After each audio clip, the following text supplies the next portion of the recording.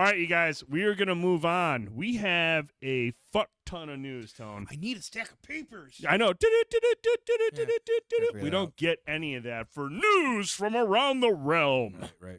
I want to get that echo. Well, like we do should for we me should get a today. cameo of like Keith David to do that for us. Dude, can you imagine Keith David going like Maybe news from around the realm? Yeah. Or maybe we get like John Kassir or something to do like the voice of the Crypt Keeper to do it for us. Maybe we can get Jonathan Shash from Suitable Flesh. He'll He's do it not for doing like, anything. He'll do it for like some double Big Mac coupons. Fuck that.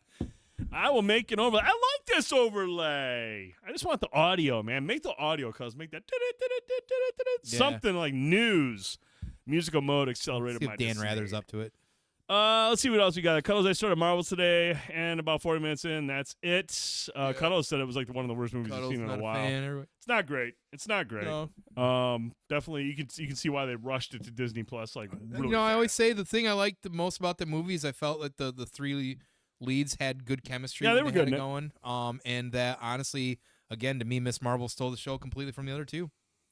She was good. Like She's I said, she's the one I cared about the most. there's just not a whole lot in that movie. There's- the villain was like honestly was like I literally the can't worst part. I believe couldn't believe how yeah, bad that yeah, villain God, was. Man. Yeah. She was just not intimidating There is whatsoever. not much to defend on that one. All right, Tone. Time for some news from around the realm Yeah, wow. on Monday night. Tone. Unprecedented, unbelievable, unexpected. Yeah, this is actually this is from SmackDown, I believe, Friday night. Yes. Oh, was it Friday night? Friday, Oh, it but was it SmackDown. You're continued right, and Friday. rolled into Monday. So, the Rock had made a challenge a while back, potentially like hinting at wanting to challenge for the head of the table with Roman Reigns, and now that he is on the board, Yeah, he's on the board. All right. now here we are, and he has basically challenged Roman Reigns to a match at WrestleMania for the Universal United, whatever it is. But Tone, can't remember I it's called. thought it was about Cody Rhodes. Well, apparently it should be because the entire WWE universe also agrees with that. That because after the Rumble, he pointed basically at Roman, so let's go and do this, and now it's people feel like The Rock has kind of stepped in and taken that kind of place and shoved him off to the side, which they've been down this road before with Daniel Bryan, and it did not work out well for them. So they've got kind of a PR issue on their hands because the video from the segment on SmackDown as of even Saturday or Sunday, I believe, Saturday, it was the most disliked like WWE segment of all time on YouTube. Really? Yeah, like big time. So That's no bueno. and people then we get to Monday night after this. Monday night, Cody Rhodes comes out because Seth. They started it a week and a half ago on Raw. Seth is like, you need to fight me because this this belt is a fighting man's belt. I've been out here. Roman's never fighting you. This is more prestigious now. I'm better than him. Blah blah blah. And we already saw that they were laying the seeds for that as well too. And sure shit, SmackDown this is, and then Raw this week when Seth and Cody are out there. We heard, I still can't believe I'm even saying this out loud. The crowd started chanting "Rocky sucks." Ooh. And even the announcers, Cole and McAfee, were like, "What is this, 1996 again?" Because that's the last time you probably heard them like basically like chanting against The Rock. Because since he left for Hollywood in the late 90s, early 2000s, he's always come back mostly, except for I think his first stint back as a good guy. Yeah. So everybody's like excited. Oh, The Rock's back! You get excited to hear his music. And that's me. I'm a big Rock fan, so for me, I'm excited about The Rock. Yeah. But I also like to live in the now. I'm a huge Cody Rhodes fan. Love that. I always thought Cody Rhodes was the next, the He's next big. supposed to be, and he exemplifies that persona so well. He's a very big people fan person. Yeah. Like matter of fact, they said after the Rumble, I saw the video afterwards where he was like super like thankful towards the fans. Like it was awesome. Yeah. That was awesome. Like after the Rumble, they had to go pull him for the media scrum because he was out there with the fans. Yeah. He when he was AEW, or even still now at WWE, he'll go out in the cold, people waiting out there, and start talk to people and meeting to pictures. He exemplifies that because he knows he gets the business. He understands what he's doing. Yep. He's that guy, and he should be that guy. But and when it comes to these sort of things, nothing, even though it's written, doesn't mean it's set in stone. Things have to change. We think this is because CM Punk was planned for more things. Well, he got injured at the Rumble. Fragile mind, fragile body, fragile ego. Karma comes around to you. Oh, is Punk hurt? Karma comes back around. Toxic Phil. That's what happens when you stop wrestling for 7-8 years, come back for a couple years, and your body's broken. But who am I? So they had to change stuff anyways. Yeah. And that's kind of where we think this has led to partly as well too. So I do know that after those chants and because Seth Rollins said, I'd never thought I'd hear that before, as they're saying Rocky sucks. Yeah. I think Cody tweeted out Monday night, said, hey guys, trust me, basically, like there's an answer, a pathway. Well, there's been some rumors, and this is tough for the dirt sheets in wrestling because they're the worst, because there's always smoke and mirrors nowadays. That they may change this now because of the backlash from people. Really? Because of the PR issues they had with the Daniel Bryan movement back in 2016 that led me to stop watching WWE, matter of fact, as well, too. And they're doing the same thing here. So, that's kind of in wrestling, one of the things that gets people to flip back and forth from good guy, bad guy is how the crowd reacts and what the crowd wants. Yeah. WWE has been really tone deaf over the last 10 or 15 years since they went public on what the crowd wants, especially when Vince was around. Yeah. And I think the other guys that are in charge now, they understand that you can't be tone deaf because, that's how you lose viewership. That's how you lose whatever's. And I know it's not always the best route because sometimes the swerves are the best to keep everybody on their toes. Mm-hmm. But, I get it. This is a moneymaker match because it's The Rock. When are they slated to battle? This is WrestleMania? April... I want to say April 13th, something like that. April 13th, 14th. Is that when WrestleMania is? Mania, yeah. Oh, okay, we got Elimination Chamber coming up next, and then Mania. So what's up, Crash? But yeah, so I don't like CM Punk. I can't fucking stand CM Punk. He's a toxic cum stain to this entire wrestling thing. But I'm sorry, did you say he's a toxic cum stain? Yeah, more or less. So it's just dried up fucking Vaseline or something. That'd be a shame if that showed up on TikTok. Yeah. So, but here we are. So we'll see where this goes now. Like I said, big Cody fan. They want him to finish the story, do what his dad didn't, get a belt, and we'll see how it's gonna. There's a lot of rumors, and I could talk about it for another 20 minutes, but nobody really either cares or understands because there's a lot of that meme where Charlie Day's going like, "Let me," because the dirt sheets are a mess. So it's just wild, man. Because like The Rock is like one of the biggest stars in Hollywood right now, and like it just seems like the fans are not too thrilled about him moving into this. Like, no, even as much as like to the point where Roman is supposed to be the bad guy. Yeah, and now like The Rock's the bad guy now. Like, so he's the heel or whatever. So they're going to turn Roman. Like, how is this going to work? That's why they got to be really careful with how they go forward with this. Wow, it is not great. Yeah, and there's a lot of people that they're sick of Roman being the belt carrier. We think they want WWE wants him to keep going with the days and trying to beat like some of the old whatevers, but. People are definitely. I don't mind the bloodline, but I came into it later. I'm fine with it. Right. But I definitely, being a Rock fan, I get why this is a moneymaker. But again, a part-time guy coming in. I mean, they thought it was a moneymaker, but it sounds like it could actually be like it could hurt a little bit. Exactly. It might not pull the. Well, now there's some interesting things because you bring up Vin Diesel, Josie. A lot of people said that beef between The Rock and Vin Diesel. Everybody always tried to blame Vin Diesel, said it was his ego. Mm-hmm. Now people are starting to wonder. Is that really his ego? There's been a lot of stories that have come out since then. Is it Dwayne because he's The Rock? Yeah. No, there's been a lot of stories that have come out since then, since that little beef, that have questioned The Rock's integrity and like his ego. He's on the board now. He's heading WrestleMania. It's what I mean. See, Josie said it's 100% The Rock. I mean, and that's that. I mean, when The Rock speaks, for the most part, up until recently, when The Rock spoke, people listened.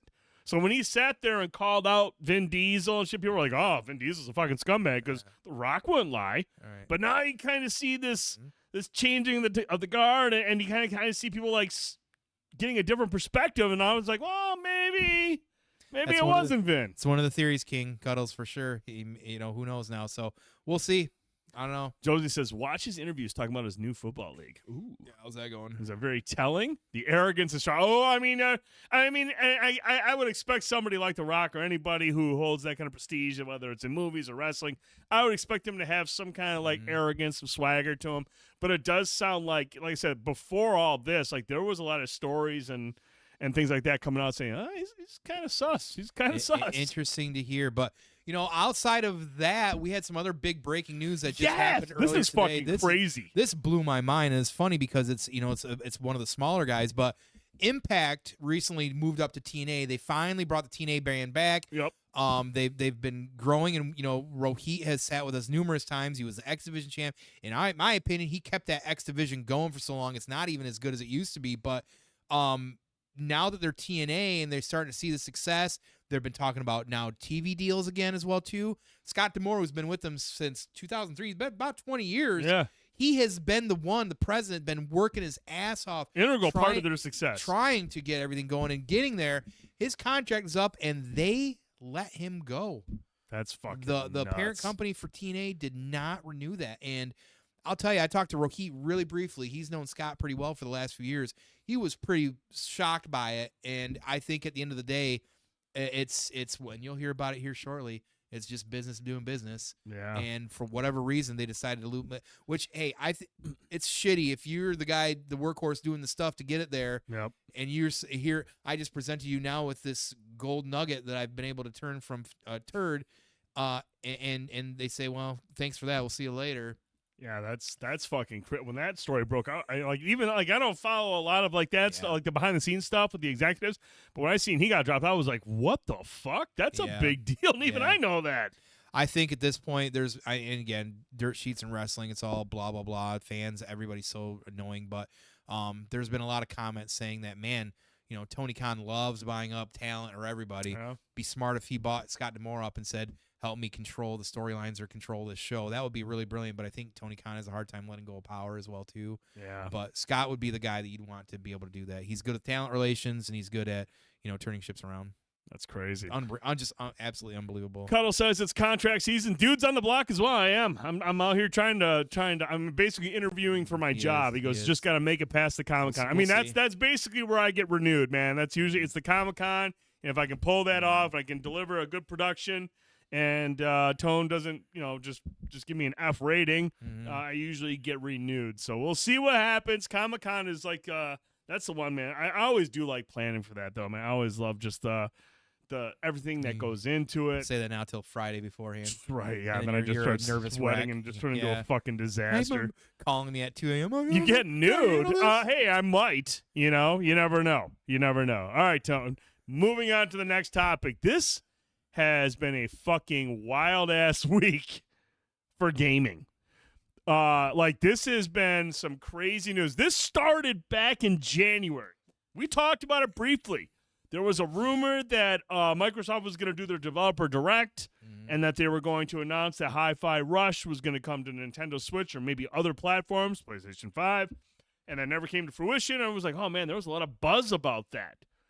And then on February 1st, there were files on cosmetics data mined from the Hi-Fi Rush update that appeared to confirm that basically there were shirts that showed up in the data mine. One was blue, one was red. It said like "Welcome aboard" or "Welcome to Hi-Fi Rush," and everyone's like, "Oh, wait a minute, is that for like Nintendo and PlayStation?" Is so more just fuel on the fire. Like, oh man, Hi-Fi Rush is coming to these other consoles. And then, dude, this past weekend, all fucking hell broke loose. The story started coming out. Like, we're not just talking Hi-Fi Rush or even Sea of Thieves. I mean, those were two of the games which made sense. I mean, Hi-Fi Rush, smaller title. Get that out there more. Easy to work on a Switch. Sea of Thieves, that's a live service game. Yeah, perfect. Get it out there everywhere. There you Microsoft has several live service games now. They have the Elder Scrolls Online. That's on every platform. Minecraft on every platform. It would make sense to get something like Sea of Thieves out there. But Jesus, over the weekend, man, just a deluge of rumors surrounding big-time titles. And I'm not talking like from some fucking weird insider. These are journalists. Tom Warren from The Verge, Jeff Grubb. I mean, these are established journos. Yeah. Jez Gordon from Windows Central. They're all like going, oh, man. We got something cooking. We got a lot. There's rumors going on. Starfield is coming to PlayStation 5. I mean, again, these are rumors. This hasn't been confirmed. But there are stories of Starfield coming to PlayStation 5 after the, what's it called, the Shattered Space expansion that's supposed to drop on Xbox and PC later this year. That'll drop, and then after that, they're going to release the game on PlayStation 5. That's the rumor. But then there's like other games. I mean, up until where they even mentioned, somebody mentioned The Indiana Jones game, the plan, based on what these journalists have heard, is it'll drop on Xbox later this year, and just mere months later, it'll drop on PlayStation 5. What?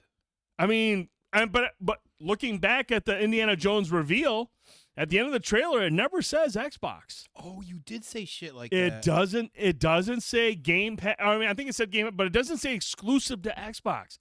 It didn't say anything about that. It didn't say it was single platform. So you had that going on. And Christ, dude, even Jeff Grubbs came out and said, dude, they're thinking about Gears. There's rumors that they're going to bring Gears over to PlayStation. Gears of War. That's wild. That's wild. Right. So all these stories start dropping. And I mean, again, these are big time journalists that are saying, man, we're hearing all this stuff. And not a fucking word from Microsoft throughout the day. But I mean, and that's the thing, like, I understand, like, more often than not, you'll see these publishers, they'll be like, we don't comment on speculation and rumors. Right. You know, you get that copy and paste response for situations like this. Makes sense. But I mean, the way that this was brewing and the way that the reporting was coming out, again, from established journalists, and the way this came out, I eventually people were like, dude, there's no way they can sit on this. There was a rumor that Sarah Bond had sent out a message to some Bethesda employees saying, look, we're going to talk about some new plans in the spring. Until then, business as usual. And then, you know, this story broke. All hell broke loose. And then eventually, we got this from Phil Spencer. We're listening, and we hear you. We've been planning a business update event for next week, where we will look forward to sharing more details with you about our vision for the future of Xbox. Stay tuned. End quote. First of all, that's not a denial. That's not a fucking denial at all. So, but now but when I see that, dude, that also sounds to me like he doesn't know, because it's a business event. Yeah, he's just he's the big mouthpiece for Xbox. He's the spokesperson, the face. He's the face of Xbox. He is not Microsoft. Right. There are people above him Okay. who make business decisions for the Microsoft brand, for the Microsoft properties that they own. Money. So this tells me, first of all, that's not a denial. Second of all, I don't think fucking Phil Spencer knows what the plans are. I mean, he probably does now. They're probably like digging into it. They're probably revealing, here's what we're going to talk about next week. But I don't think he even knew. And it makes me wonder, dude, because honestly, if you look back at the several times Xbox CFO Tim Stewart said back in November, our mission is to bring our first-party experiences and our subscription services to every screen that can play games. TVs can play them. You don't even need a fucking box. You don't need it right now. And that's where the streaming service comes in. Microsoft CEO, I think it's Satya Nadella, said, if it was up to me, I would love to get rid of the entire exclusives on consoles. But that's not for me to define, especially as a low-share player in the console market. That was said several months ago, almost a year ago. So we do know that the big dogs, the CEO and the CFO, they want to put this shit fucking everywhere. Mm-hmm. But that sucks because Phil Spencer's been just going around going, Xbox first. That's our focus, our community. We'll look at it on a game-by-game basis. But he came out and said recently, Elder Scrolls, that's going to be an exclusive. Oh, this game's going to be an exclusive. That game's going to be exclusive. Not anymore. At least it doesn't sound like that. Well, it's interesting depending on your point of view if he says exclusive to Game Pass or exclusive to Xbox. There you go. Right. So a lot of people were asking, like, why is this happening?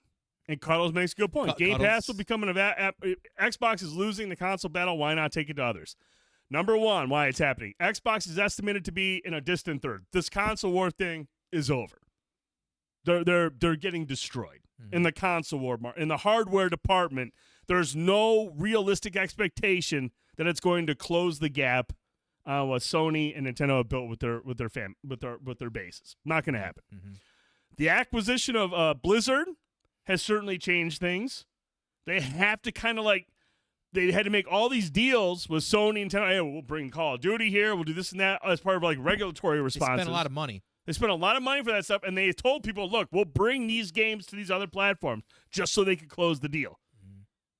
And then lastly, like I said, it's appeared that this has been in the cards from a business perspective from the higher-ups. So you have all that coming into play. Now, what does this mean, Tone? Like, honestly, we aren't going to know shit. This is all speculation. Obviously, the only thing we know right now is that changes are coming based on Phil Spencer's response. There is a business event next week where they're going to discuss the future of Xbox. Thoughts on this? First of all, your initial reaction to how this broke and what you think it means for the future of Xbox. I think it's going to be a simple answer for me. I'm still fucking surprised. Do not get me wrong. I think this is wild to even hear this at this point. As somebody who has owned every fucking generation of Xbox since initial, right? So, and a huge Halo fan and a Gears fan. So, wild to hear that. Yeah. That, I mean, to me, that's just as wild as hearing Mario's going to be on a PlayStation or an Xbox, right? Saying Master Chief's going to be on him. The second piece of them, and I'm going to toot the own horn here on this one, and I told you about this as well, too.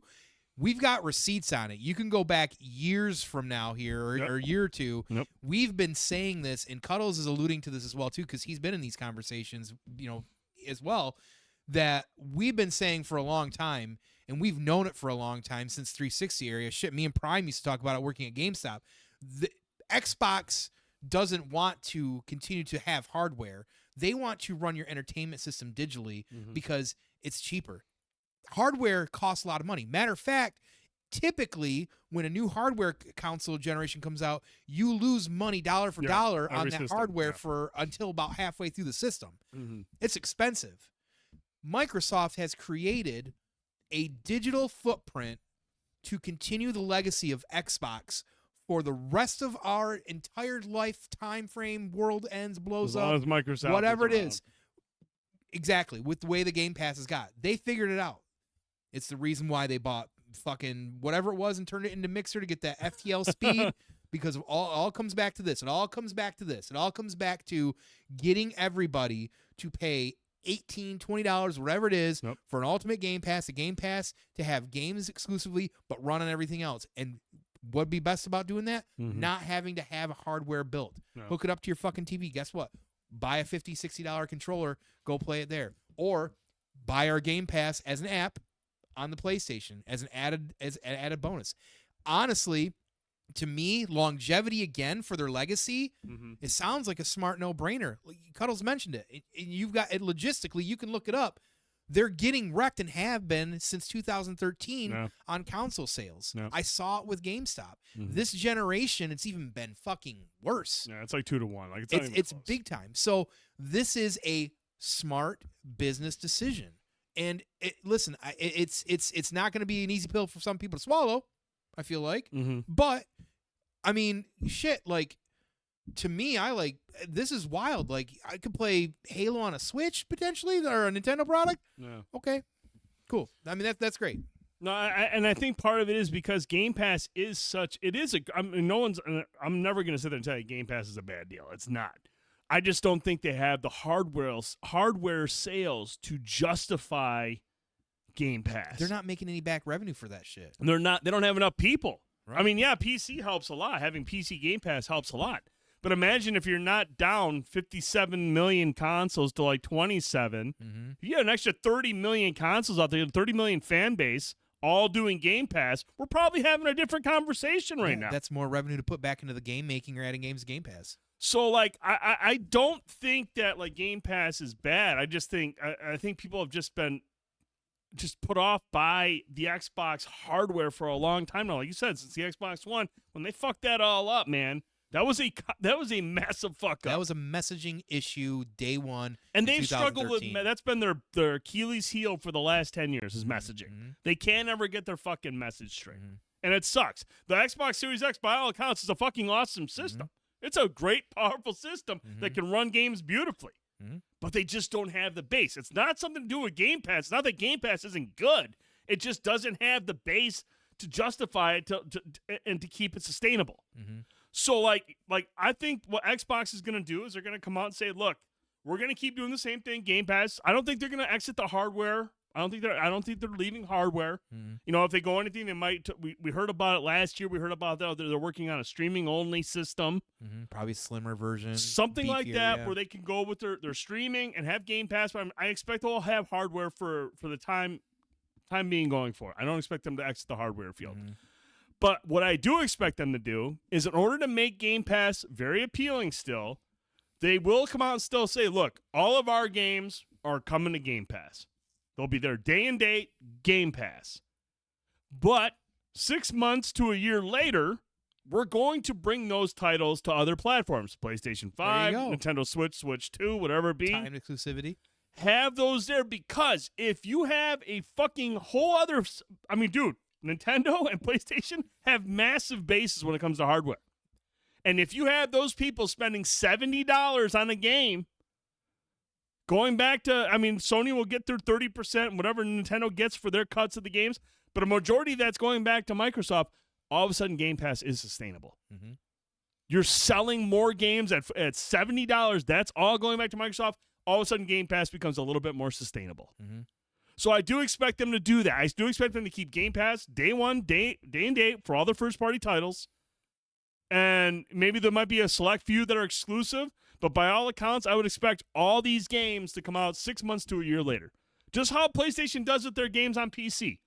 For single-player games, I think it's usually about a year, 2 years before they drop on PC. Multiplayer stuff will always be day and date because they want the crossplay, gets a bigger base of people playing, much like how they're doing with Helldivers 2 tomorrow. That's dropping day and date. That's multiplayer focus. That stuff will drop on PC day one. The other thing, I don't think this means, there's a lot of people who are going, oh, I'm going to lose my games that I bought digitally through Xbox. They're leaving. They're not leaving. The ecosystem is not going anywhere. They're always going. If anything, dude, with Game Pass, your ecosystem is going to be everywhere. Yeah.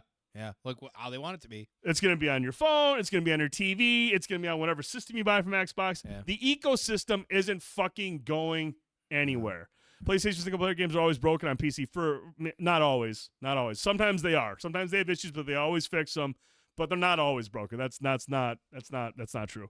But I love how I just don't understand this fear of you're gonna lose your games. Everyone's like, oh, they're gonna take away all my games. No, they're not. They're not gonna lose your games. Microsoft's not exiting the field. Your ecosystem's going everywhere. So I'm not worried about that.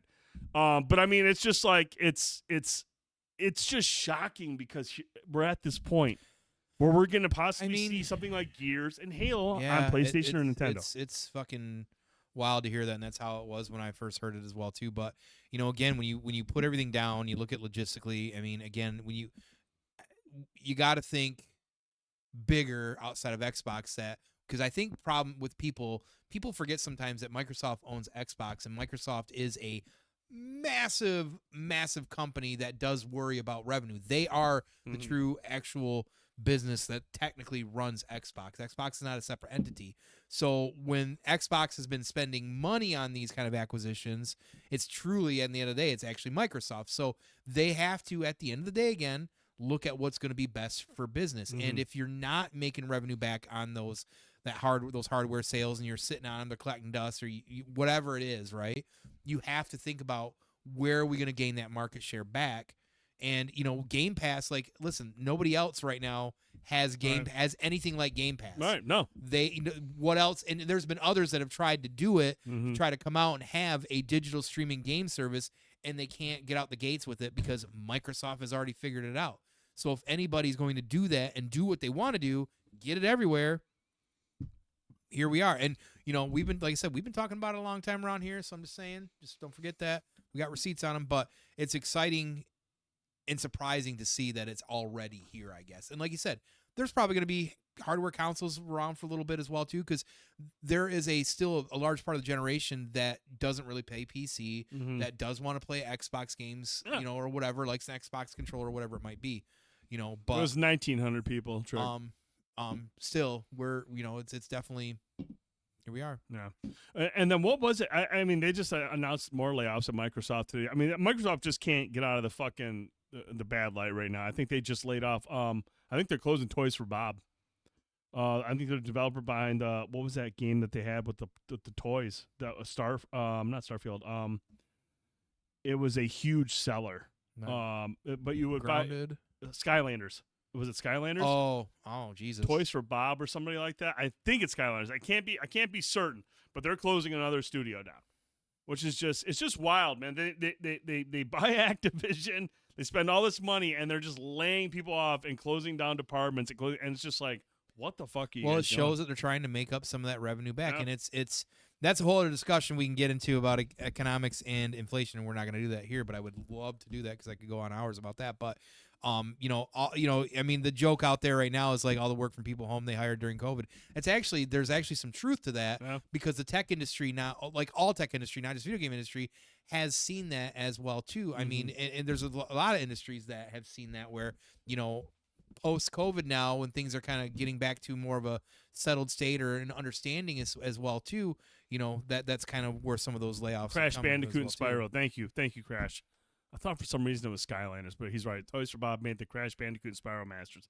They're a good studio. Yeah, it's a good group. Yeah. But like the most embarrassing thing though, Tone, that's come out of this, I have to just talk about this because it's just crazy. Pretty wild to see some of this. There's a lot of influencers and even some journalists out there who have been big time. Like, look, man, I get it. If you prefer one ecosystem over the other, that's fine. Yeah. I grew up on PlayStation. I couldn't afford both systems when I was young. I couldn't do a PS2 and an Xbox. It was whatever. But like, you would never see me go online and just circle jerk and masturbate to PlayStation and not be critical of anything they do. Right. I won't ever do that. I'm never gonna kiss a corporation's ass and sell out like that. I would if it was Burger King, but I hear you. And I don't think you're absolutely wrong with that. But like, going back to it, like if you go online right now, there were some people who have been, I think they're called Xbox ambassadors. The Xbox reached out to them and they said, hey, if you promote us and talk about our stuff, we'll hook you up with some swag and da-da-da-da, had little deals. The amount of influencers, Xbox ambassadors or whatever they're called, the reactions that they've had on social media are embarrassing. It's cringe. There was one. If you're an ambassador like those guys, I feel bad for you. I don't think you're like that. I've never seen you act like that, and I don't see you on social media going around just going, "Oh, you betrayed me, Phil. You betrayed me." Stop. Seriously, stop. Or do me a favor and take your posts and go show your friends, your family, and or even your kids. And explain to them why you're acting the way you're acting. Dude, there was a dude, I'm not going to throw names out there, who ran a fucking Twitter space for 7 hours. 7 hours to bitch about this because he felt betrayed because he played a couple of games with Phil Spencer online. So Xbox owed him.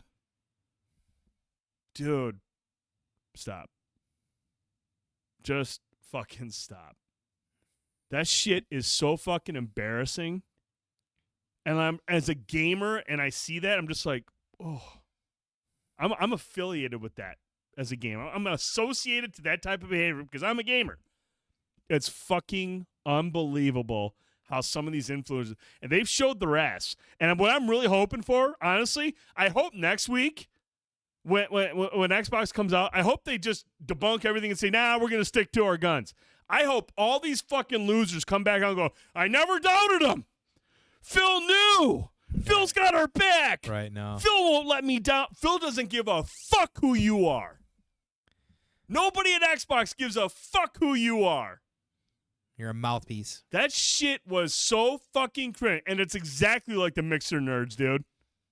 Yeah. And dude, I couldn't believe it. Some of the reactions, like the knee-jerk reactions and the shit people were saying, I was just like, delete your fucking posts. Delete your fucking Twitter account. Right. You're an embarrassment, dude. Right. And I'm telling you right now, man, if Sony comes out tomorrow and says all that shit, I'm not going to go online and be like, damn you, Shuhei. It's like that quote from Gladiator when he's like, you knew Marcus Aurelius. I didn't say I knew Marcus Aurelius. I said he touched me on the shoulder once. Touch him on the shoulder. Dude, like, it's just like. Yeah, exactly. It's been a bad week for Xbox. It's been a bad week for their fucking fans because a lot of these fans are going to be associated with these fucking wackos who have been acting a fool on social media. Yeah, and like I said, a bad week in terms of people breaking this shit before they can talk about it, when reality, in my opinion, for at least Xbox brand going forward is going to be probably good for them. It's going to be a moneymaker. Yeah. Like I said, you're gonna have Xbox branded everywhere. You're still going to get your games. You're still going to get them day and date on the Game Pass. Yeah.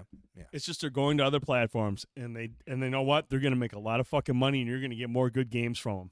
Yeah, and who knows at that point? So crazy news, but you know what? When this event happens next week, obviously we'll talk about it. This is all rumors right now. This is just some hot takes, but it was a rumor until. Yeah, right. To the people out there that are, basically going out and burning your Xboxes and swearing off Xbox and feeling betrayed. Get a fucking life. That right there, though, man, that was so like weird. that. When I read that, I was like, first of all, that's not a denial, and second of all, this is above Phil's pay grade. That's definitely above. We have been planning a business update.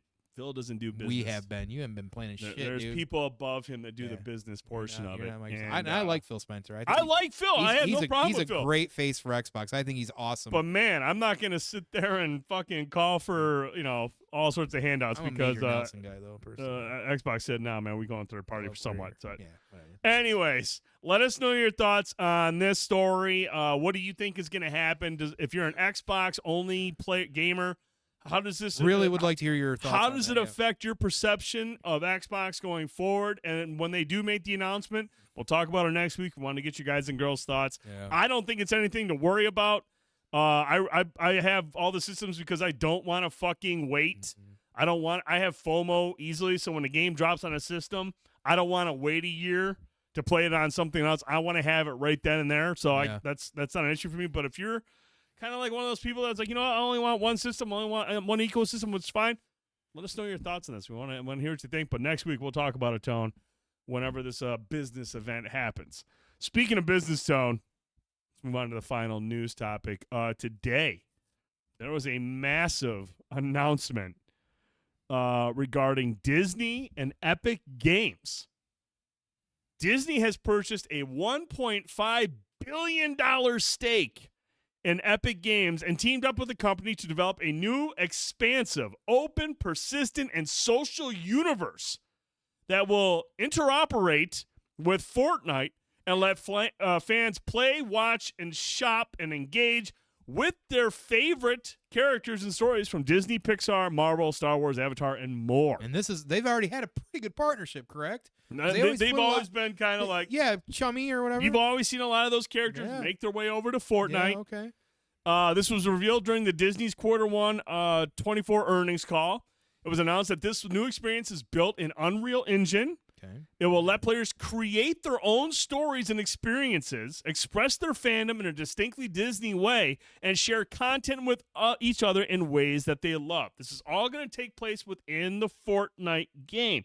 It's going to be kind of like what they did with the Lego Fortnite.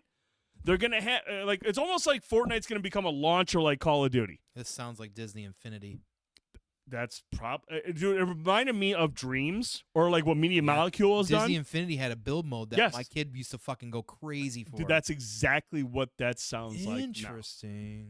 So, this was big news. Now, we got some comments here. Bob Iger, the CEO of Disney, loves his boat though. This is what he had to say. Our exciting new relationship with Epic Games will bring together Disney's beloved brands and franchises with the hugely popular Fortnite in a transformational new games and entertainment universe.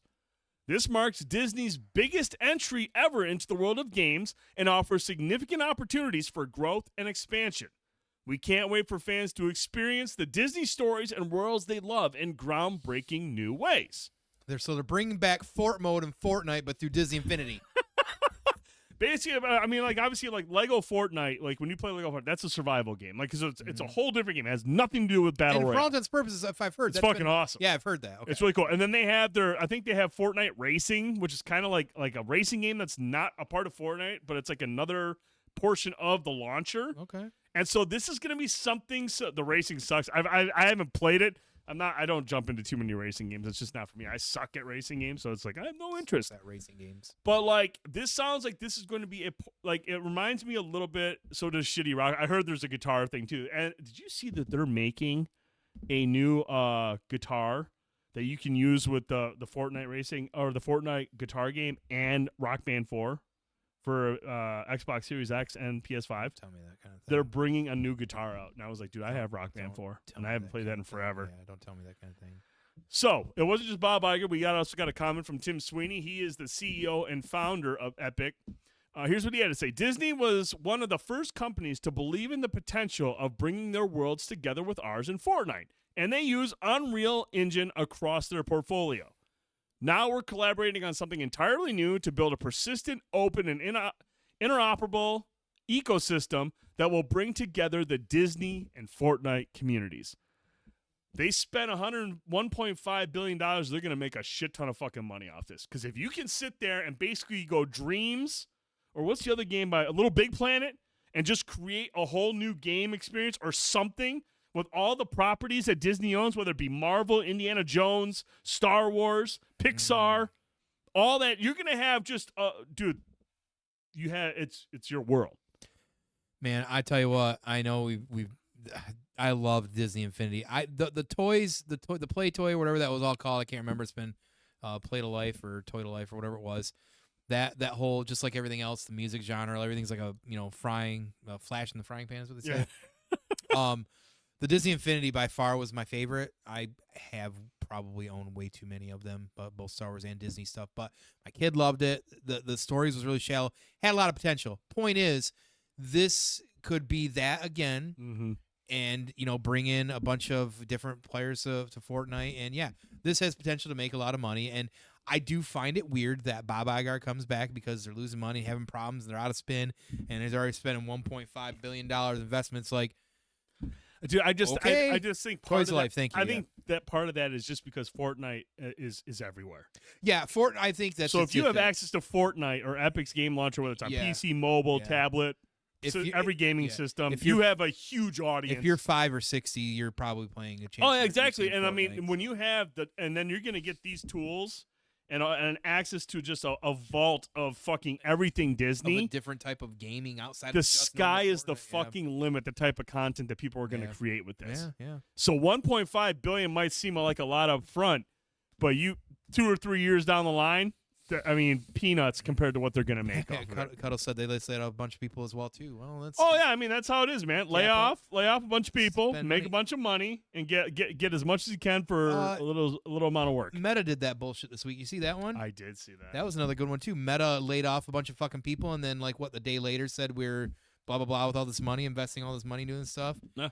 Corporate fucking greed. Yeah, man. Don't get me started on that. Fucking scumbags. But I think this is interesting, man, because I like I said, man, I love how they were been able to take Fortnite and they've added some new stuff. Now, I know Cuddles says the racing's not good. I haven't played it. I have no interest in that. I was kind of curious about the guitar game because I love those games, but it sounds like this one isn't very good. But maybe it'll be better with an actual guitar as opposed to using a controller. Who knows? But I do think the Lego survival game is a lot of fucking fun. I have a little village with my kids, and I think that's great. And if they're going to find ways to take more of these Disney IPs and allow me to put them into these worlds or create something completely different, dude, I think that's fucking sweet. Yeah, and it makes sense. I mean, you're partnering with one of the biggest publishers in the world. I mean, Epic is everywhere, so it makes sense that this is who they would go through. Yeah, another one of those ones like GTA Online who knows how to get those V-Bucks and get that. Fuck yes, make that. Mom and Dad are going to be paying on their nose for this shit. Minimal work for big gains. Yeah. Yes. Or you could try YouTube. You could try YouTube instead of scumbag Facebook. Fucking scumbag. I steal from Epic Weekly with those free games. There you go. Cuddles knows how to work. He knows how to game the system.